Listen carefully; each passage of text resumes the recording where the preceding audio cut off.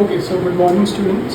आज हम पढ़ने वाले हैं क्लास 9 का चैप्टर नंबर 2 विच इज़ पॉलीनॉमियल्स। तो it's a very easy chapter, ये इतना डिफिकल्ट नहीं है, वेरी इंटरेस्टिंग चैप्टर है, तो आपको इसके अंदर ध्यान लगा के पढ़ना होगा। हम बहुत इजी मेथड में इसको समझाने की कोशिश करेंगे, ठीक है। So let's start with what polynomials are. So polynomials होते क्या? इसको मैं एक एग्जाम्पल से समझाना चाहूँगा। लेट्स टेक फॉर एग्जाम्पल कि आप एक कोई चाय बना रहे हैं, ठीक है। तो आपने चाय बनाई, उसके अंदर आप दूध डालेंगे और चाय पत्ती डालेंगे, है ना। तो जो हमारा मिल्क या फिर कुछ और इंग्रेडिएंट्स हो गए जैसे शुगर हुआ, तो ये सब हमारे फिक्स्ड होते हैं। चाय बनाने के लिए आप मिल्क और शुगर ही डालेंगे, सॉल्ट नहीं डालेंगे ना, तो ये हमारे फिक्स्ड होते हैं। जबकि कितना कप मिल्क डालना है, कितने चम्मच चीनी डालनी है, वो हम डिसाइड कर सकते हैं अकॉर्डिंगली। तो वो फिक्स नहीं होता, इनका नंबर इज़ नॉट फिक्स, है ना। So this is what we call polynomials में एज वेरिएबल्स, ठीक है। वेरिएबल्स मतलब वो फिक्स होता है कि वो चेंज नहीं हो सकते, वो एक ही चीज़ हो सकती है जो वहाँ पर रहेगी। So these are variables and कितने चम्मच से कितने कप दूध डाल रहे हैं, जैसे 2 cups. So this is our coefficient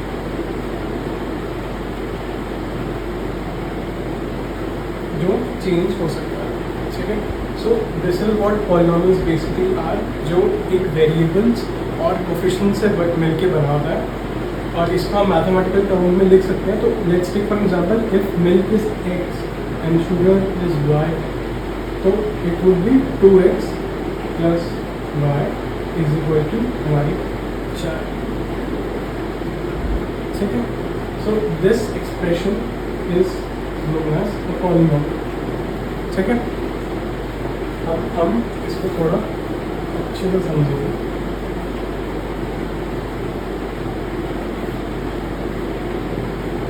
ठीक है जी, तो अब हम आते हैं, हमारा टर्म क्या होता है, ठीक है। अब हम एक्सप्रेशन लिखते हैं यहाँ पे, ये आपने पढ़ लिया होगा, 4x प्लस 3x प्लस 2, ठीक है, जिससे मान लो हम ये लिखा है, ठीक है।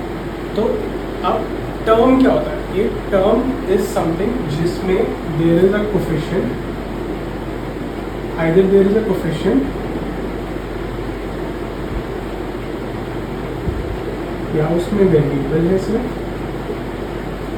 वेरिएबल हमारे हो गया जैसे x इधर, और कोफिशिएंट जैसे हमारे यहाँ पे 4, 3 और 2, या फिर दोनों है, दोनों का मिलाकर है, जैसे यहाँ पे 4x स्क्वायर है, 3x है।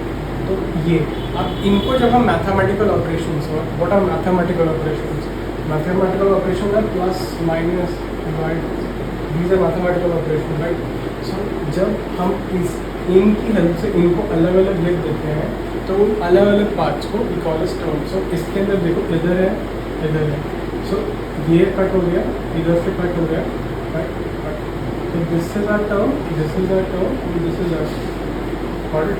So 4x स्क्वायर हमारा टर्म हो गया, 3x हमारा टर्म हो गया, and 2 हमारा टर्म, ठीक है। चलो टर्म समझ आ गया, तो लेट्स मूव फॉरवर्ड है, ठीक है। सो एक पॉलीनॉमियल होने के लिए क्या होना चाहिए? पॉलीनॉमियल तो समझ गया हमें क्या होता है, उसके अंदर वेरिएबल्स होते हैं, कोफिशिएंट्स होते हैं। अब ऐसा भी कुछ होगा ना कि पॉलीनॉमियल होने के लिए यू हैव टू बी, उसके अंदर कोई क्राइटेरिया हो। जैसे जो मैंने इक्वेशन यहाँ पे लिखी थी, 4x square plus 3x plus 2, this is a polynomial, right. तो ये पॉलीनॉमियल क्यों है? क्योंकि इसके अंदर हमारे वेरिएबल्स हैं, कोफिशिएंट्स हैं, देन ये हमारा मैथमेटिकल ऑपरेशन ये टर्म से मिलकर बना है। सो क्या ऐसा कुछ भी सब कुछ पॉलीनॉमियल हो जाएगा? ये पॉलीनॉमियल है, क्या ये 1/2 है प्लस 3x प्लस 2, क्या ये पॉलीनॉमियल होगा? नहीं, क्योंकि जो भी हमारी पावर होगी, x की पावर, जो हमारे वेरिएबल की पावर होगी, power is what is power? x square का मतलब क्या होता है? x स्क्वायर का मतलब होता है x into X, this is x into X. So basically y square समझा दो, y square is y into Y, ये पावर होती है। अगर हम y3 की बात करें तो it would be y into Y into power, कितने टाइम्स वो मल्टीप्लाई हो रहा है अपने आप से, वो होती है। अब जो ये पावर होती है हमेशा, इसकी पावर इज 1, इसमें कुछ है ही नहीं, हमारे पास कुछ भी नहीं होगा, बट दिस इज 2, राइट। तो जो इसकी पावर होती है हमारे पास, that should always be a whole number. And what are whole numbers? तो whole numbers are 0, 1, 2, 3, 4, 5 and so on, end of it, क्योंकि कोई कुछ एंड नहीं है नंबर्स का। सो होल नंबर ये होते हैं ना। 1/2 जो यहाँ पर लिखा हुआ है मैंने, it is not a whole number, it's a fraction, right, it's a fraction, right. So अगर वो फ्रैक्शन है तो that means this is not a polynomial, ठीक है। चाहे कुछ भी और एग्जाम्पल्स ले लो, दिस ओके, ठीक है। तो कंटिन्यू करते हैं, एक और एग्जाम्पल से समझते हैं कि पॉलीनोमियल होता क्या है, क्योंकि दिस इज़ वेरी इंपॉर्टेंट। अगर हम ये नहीं समझ पाएंगे कि पॉलीनोमियल क्या होता है तो हम आगे की चीज़ें अच्छे से समझ ही नहीं पाएंगे। सो पॉलीनोमियल समझने के लिए लेट्स टेक अ स्क्वायर, ठीक है। आपको आपकी NCERT में मिलेगा। और लेट्स टेक फॉर एग्जाम्पल कि इस जो स्क्वायर है उसकी हमारा साइड है x, ठीक है, इसकी वैल्यू x। अब क्वेश्चन आपके पास ये आता है कि find out what is the value of the sum of the area of the square plus the perimeter of the square. अब what is the area of the square? Area of the square is side square, side into side, right. Side इसकी x है तो ये हमारा x into x हो जाएगा। And what is the perimeter? Perimeter is 4x।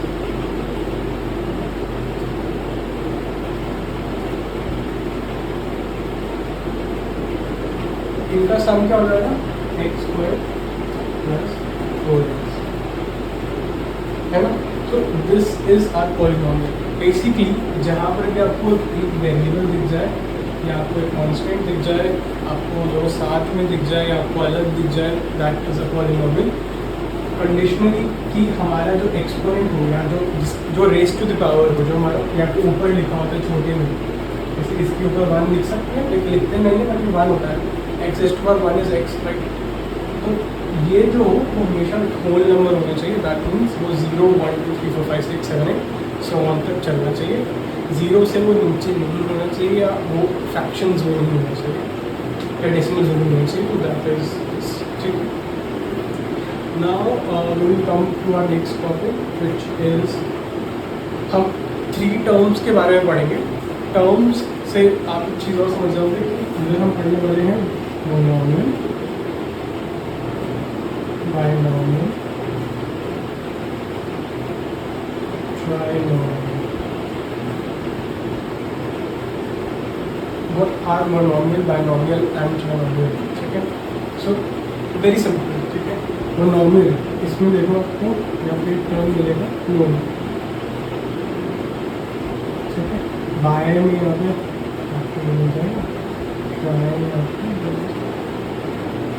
Mono means 1, bye means 2, try means 3, monomial means 2।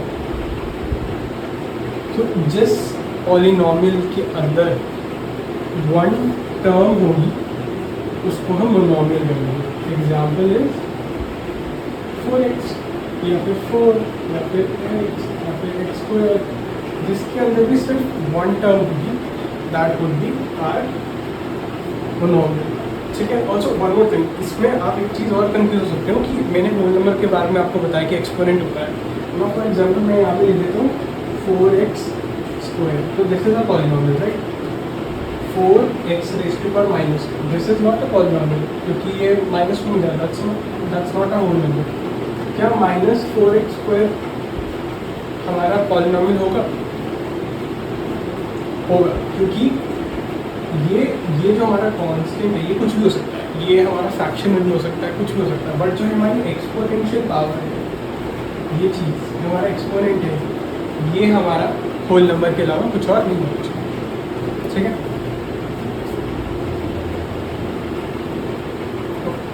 Coming back to हमारे इस वाले पार्ट में, तो दीज आर मोनोमियल्स।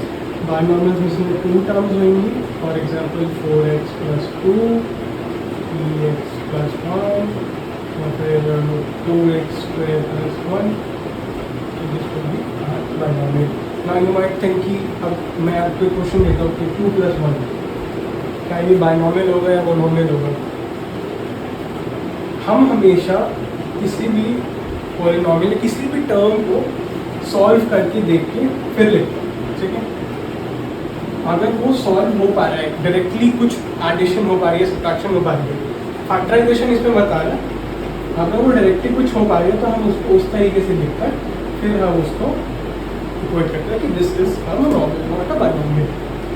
अगर यहाँ पे 2x होता तो then it would be a binomial. अगर यहाँ पे एक x दे भी होता तो ये फिर से 3x हो जाता, which means it is a monomial, ठीक है। और अभी तक ये समझ गए हो तो बाइनॉमियल भी समझ ही गए होंगे। Binomial would be like 4x² plus x plus 3, या फिर कुछ और ले लो 2x² plus 3x plus 1, anything, right? Okay, so let's move forward then. अगला टॉपिक हम चलते हैं जो बहुत इम्पोर्टेंट है इसके अंदर इज डिग्री। अब what is degree of a polynomial? Degree of a polynomial, degree. अब ये डिग्री वो नहीं है जो टेम्परेचर में दिखता है डिग्री सेल्सियस, नो, ये वो नहीं है, दिस इज डिफरेंट, ठीक है ना। डिग्री क्या होता है, ठीक है। मैं कोई भी एक इक्वेशन लिखता हूँ 4x³ plus 2x plus 1। अब you have to find out कि इसके अंदर सबसे बड़ी एक्सपोनेंशियल पावर क्या है। एक्सपोनेंशियल पावर का मतलब मेरा है कि जो हमारा वेरिएबल है, इसमें वेरिएबल हमारा x⁻0, ये हम लिख सकते हैं कि anything raise to the power 0 is 1। अगर हम 2x⁻0 तो भी वो भी 1, 3x⁻0 वो भी 1, 1000 भी कर देंगे तो वो भी 1। अब ये x⁻0 1 होगा तो 1 × 1 भी 1 ही हो जाएगा, तो हम इसको ऐसे लिख सकते हैं, राइट। तो हमारे वेरिएबल की जो भी पावर होगी हम उसको इधर लिखेंगे। इसकी क्या है 3, इसकी क्या है 1, इसकी क्या है 0। अब इनमें से जो भी हमारा हाईएस्ट होगा दैट इज 3, सबसे बड़ा नंबर होगा, that would be our degree of a particular equation, ठीक है। नाउ मैं एक देता हूँ आपको, क्वेश्चन देता हूँ 4x⁻999 plus 2x⁻80 plus 4000, ठीक है। मैंने ये क्वेश्चन दिया। अब इसके अंदर ये अपनी फाइंड आउट कि हमारी सबसे ज़्यादा हमारी डिग्री क्या होगी, ठीक है। अब इसमें x की पावर क्या है 999, और इसमें आगे लिखेंगे, ठीक है। इसकी पावर क्या है x की 80, इसकी क्या है x 0 है क्योंकि हमारा कांस्टेंट है, तो x 0 के 1 हो जाएगा 0, तो इसमें हाईएस्ट कौन से होगा this one. So 999 would be our degree, ठीक है। ये नंबर हमारा डिग्री हो जाएगा, ठीक है। अब इसके अंदर एक और इम्पोर्टेंट आता है, मान लो कि हमको सिर्फ एक कांस्टेंट नंबर दिया कि मेरे को सिर्फ ये देंगे कि 9, इसकी डिग्री क्या होगी। सो मैंने अभी आपको बताया anything x⁻0 is 1, right. x या फिर y⁻0 भी 1 या कुछ भी 100⁻0 भी 1, तो क्या हम इधर ऐसे लिख सकते हैं 9 को 9 × 1, 9 × 1 भी 9 होता है, तो हम ऐसे लिख सकते हैं ना, and 1 is equals to x⁻0, तो हम इसको यहाँ पे सब्स्टिट्यूट कर देते हैं, ठीक है। तो ये क्या हो जाएगा 9 तो हम इसको ऐसे लिखिए 9 कोई दिक्कत नहीं। अब हम फिर से वही कर लेंगे, डिग्री निकालनी है हमें, x सबसे बस एक ही है, उसकी डिग्री 0 है, कोई और है ही नहीं, तो सबसे हाईएस्ट डिग्री 0 ही हो गई, हेंस हमारा आंसर होगी 0। तो किसी भी कांस्टेंट नंबर की वैल्यू इज ऑलवेज 0, की डिग्री इज ऑलवेज 0, चाहे तुम 1000 ले लो या तुम कितने ही 0 लगा लो इसके आगे, इसकी पावर या इसका डिग्री हमेशा 0 रहेगा।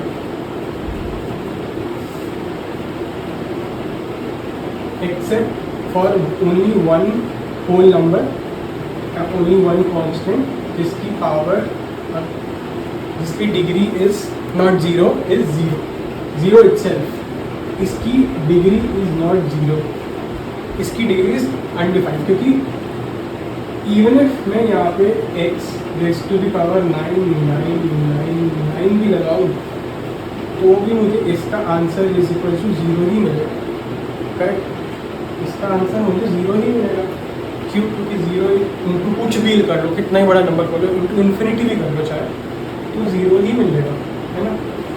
तो हम इसकी पावर कभी भी डिफाइन नहीं कर पाएंगे, दैट मीन्स कि दिस इज अनडिफाइंड। इसको हम ये भी बोलते हैं it is a zero polynomial. इसके लिए टर्म होती है हमारी ज़ीरो पॉलीनॉमियल, ठीक है?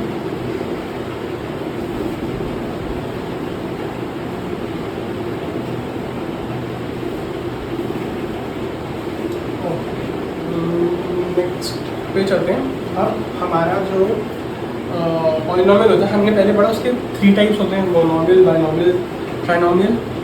There is one more thing जहाँ पर हम पॉलिनॉमियल को 3 पार्ट्स में डिवाइड कर सकते हैं, ठीक है?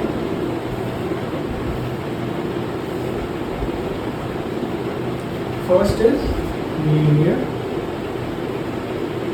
सेकेंड इज क्वाड्रेटिक, और थर्ड होता है हमारा क्यूबिक, ठीक है? अब इसका क्या मतलब है? लीनियर, क्वाड्रेटिक, क्यूबिक, इसका क्या मतलब है ना?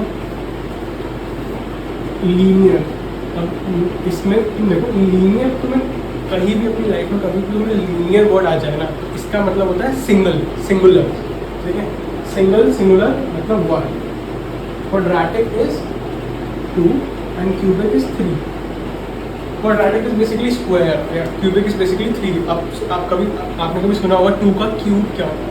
2 क्यूब, 2 रेज़ टू पावर 3 होता है 8। Quadratic is basically the square, 4 raise to power 2 is 16, 4 का स्क्वायर। इसमें थोड़ा नहीं चलते, अब वेरी समझते हैं, ठीक है? अभी हम लीनियर पे ही चलते हैं, हम इधर हटाई देते हैं। सो लीनियर का बेसिक मतलब है कि जो भी हम यहाँ पर इक्वेशन, हमारी जो भी हमारा यहाँ पर होगा, इक्वेशन होगा, पॉलिनॉमियल होगा, उसकी degree should be equal to 1। तो अगर यहाँ है 4x + 3, दैट मीन्स इसकी डिग्री है 1, तो it is a linear equation, ठीक है? Linear polynomial. अगर इसकी डिग्री मान लो यहाँ पे 2 होती तो फिर ये लीनियर नहीं होता, तो ये लीनियर रॉन्ग हो जाता। यहाँ पे 1 होना चाहिए, या जिसमें भी आपको डिग्री 1 मिलेगी, दैट्स अ लीनियर इक्वेशन या लीनियर, ठीक है? अब मान लो कि जिसमें हो रहा है यहाँ पे 4x² हो जाता +3, तो यहाँ पे 2 हो गया। अब डिग्री इसकी 2 हो गई। जहाँ पर भी डिग्री 2 हो जाएगी वो हो जाएगा हमारा क्वाड्रेटिक इक्वेशन, ठीक है? Degree 2 = quadratic. और वहीं अगर हम इसको 4x³ लिख देंगे तो ये डिग्री हो जाएगी 3, ठीक है? तो ये हमारी 3 हो जाएगी। 1 हुई तो लीनियर, 2 हुई तो क्वाड्रेटिक, 3 हुई तो क्यूबिक। डिग्री का क्या है? डिग्री आपको मैंने समझा रहे कैसे निकालते हैं। हम सब नंबर को देखते हैं, उसका x निकालते हैं, ये x = 0 है, x देखते हैं 3 आया, यहाँ 0 आया, बड़ा कौन सा है? 3 है, तो हमारा 3 विल बी डिग्री। इससे ऊपर की कोई डिग्री होती है तो हम उसको अलग अलग नाम से बोलते हैं, बट मेनली हमें ये 3 ही पढ़ने हैं, तो लेट्स नॉट गो देयर। तो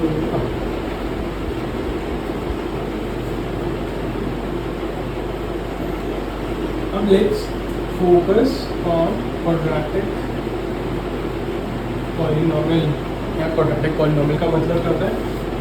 4x² + 3, जिसमें हमारी डिग्री 2, ठीक है? अब मैंने आपको एक टर्म्स, एक डेफिनेशन सिखाई थी, विच इज टर्म। टर्म क्या होता है?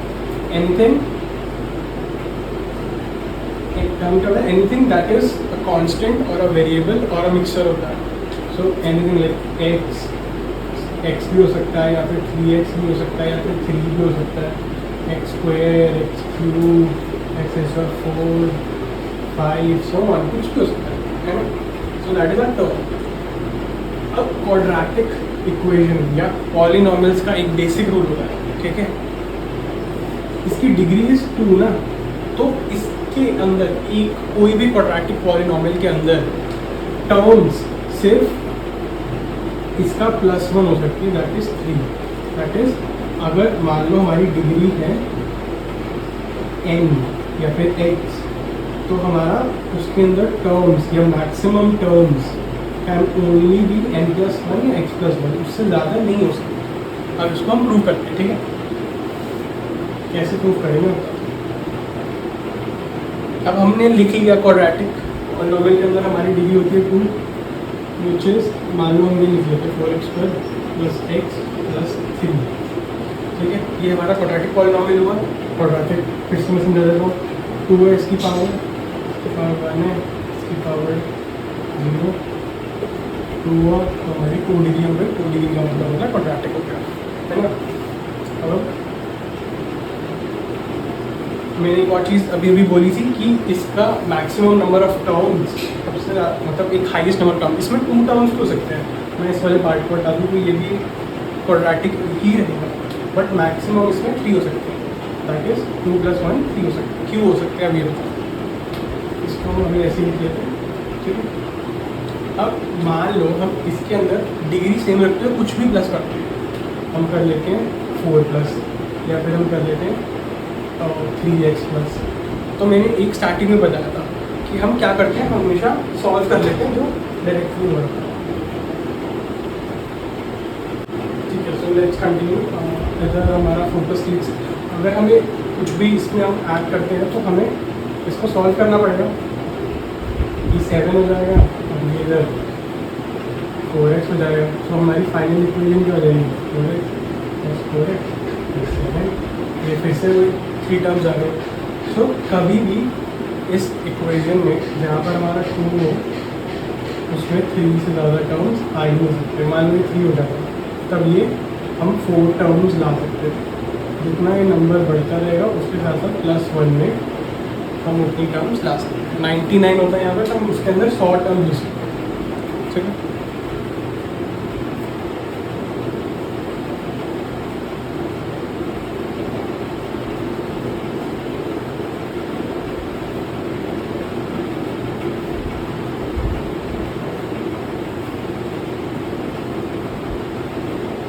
सो अब हम नेक्स्ट पे चलते हैं. और वैल्यू ऑफ अ पॉलिनॉमियल. तो हमने ये तो पढ़ लिया कि हाँ वेरिएबल होता है. अब हम लिख रहे हैं 4x² + 2x + 1, ये हम लिख तो रहे हैं. इसका मतलब क्या है, कुछ इक्वेशन जैसे मैंने यहाँ पे समझाया था, इसको निकालने के लिए नहीं करते, बट कुछ इसका रिजल्ट, कुछ आंसर भी तो आए ना, है ना. सो अगर मैं इधर उनको दे दूँ कि x की वैल्यू 2 है ना, तो इसका क्या हो जाएगा 2² + 4 × 2 8, तो 4 + 8 हो जाएगा = 12. सो when the value of x is 2, then the value of this equation is 12. So the value of polynomial when x is equal to 2 is 12. ऐसे हम वैल्यू निकालते हैं. बहुत ईजी है, मतलब इसमें कुछ करना ही नहीं है, हमें बस वैल्यू लगानी है. इधर देखिए मान लो कि find the value of polynomial when the value of x is 1. तो 4 × 1 का square + 2 × 1 + 1, 4 × 1 + 2 + 1 which is equal to 7. ठीक है ना. अब 2 होती है यहाँ पर, मान लो मेरे को x इज इक्वल टू 2 दिया होता, x is equals to 2 क्या होता, तो 4 2² + 2 × 2 + 1, 4 × 4 + 4 + 1, 2 = 1 4 हो गया, तो 16 + 4 + 1 21. ठीक है, बहुत ईजी है. मतलब बस x की वैल्यू पुट करनी है, in answer.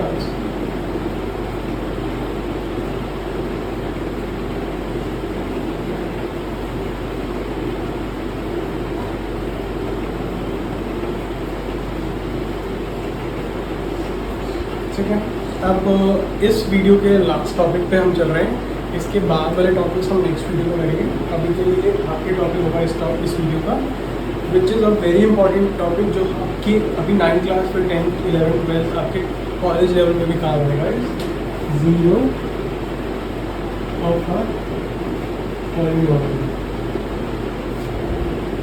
Gate again and interesting and easy topic, but थोड़ा सा ट्रिकी हो सकता है कभी। अब इसमें क्या होता है कि मान लो एनीथिंग जो हमारा पॉलीनोमियल को जीरो कर दे, विच इज अगर मैं कह दूँ कि जो x² + 4x मैंने आपसे लिया,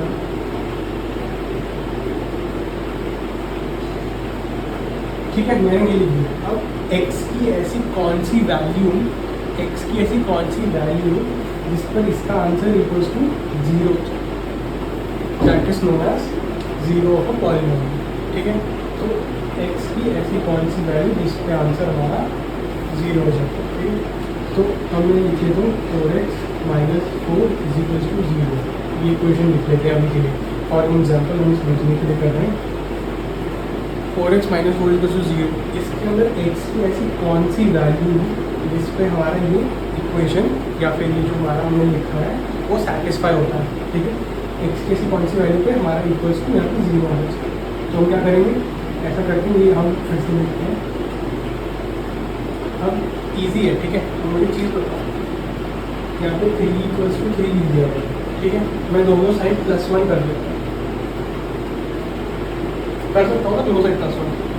तो दोनों साइड +1 किया, 4 = 4 सेम ही आएगा। अगर मैं दोनों साइड सेम चीज़ प्लस करता हूँ तो आंसर सेम ही आता है। मैं यहाँ पर भी यही करता हूँ, 4x - 4 मैं +4 कर देता हूँ, यहाँ पर भी +4 कर देता हूँ, 4x = 4 हो गया। अब इसको इधर ले जाएंगे तो x = 4/4 = 1। ठीक है ना, या फिर सिंपली आप इसको इधर ले जाओ, इसको यहाँ पर प्लस कर दो जाके, तो भी इधर ही आ जाएगा। तो मेरे कहने का मतलब रहता था कि x की 1 वैल्यू पर ये वाला चीज़ 0 हो जाएगा। So the zero of a polynomial, zero of the polynomial was 1।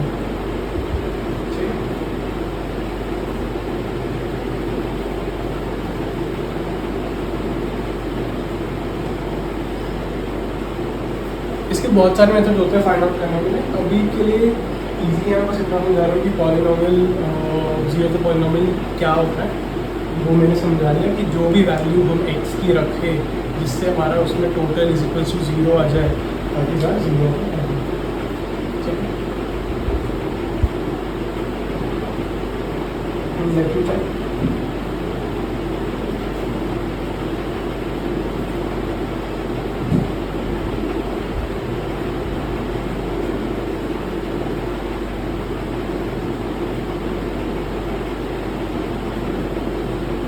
ठीक है, अब थोड़े से क्वेश्चन कर लेते हैं।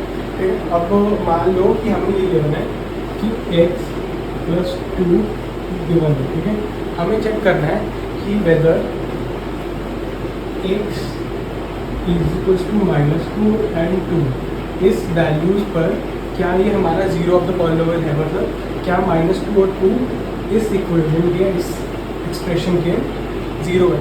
ठीक है, तो हम इसको इधर पुट कर देते हैं, -2 + 2 0। ओके डन, तो दैट मीन्स ये वाला हमारा प्रूव हो गया कि yes -2 is the zero of this polynomial. अब 2 पुट करते हैं, 2 + 2 = 4, तो ये 0 नहीं हुआ, this is not equal to 0, so that means 2 is not the zero of this polynomial।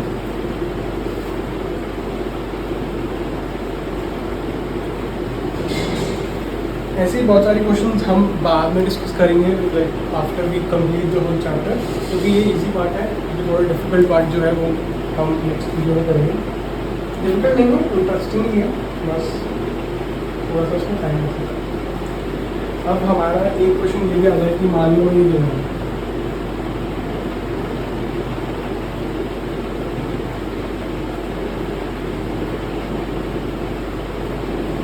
ठीक है, ये गिवन है और इसमें हमें ये बोल दिया कि इसका जो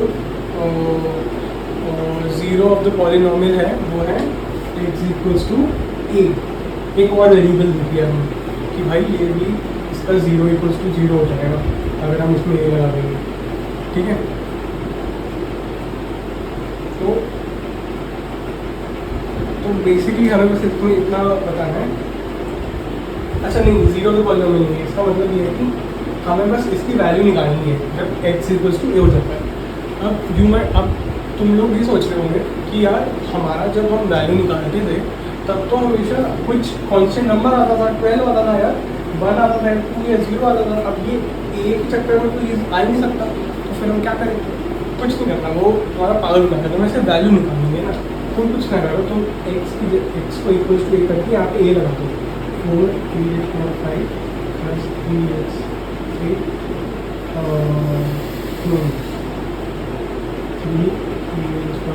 plus 3 plus a is to 2 plus 1, ये हमारा आंसर हो गया।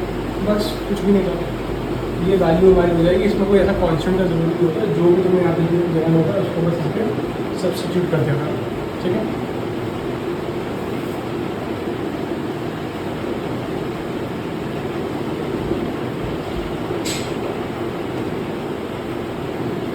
That's it for the video, और अब हम नेक्स्ट क्लास में मिलेंगे।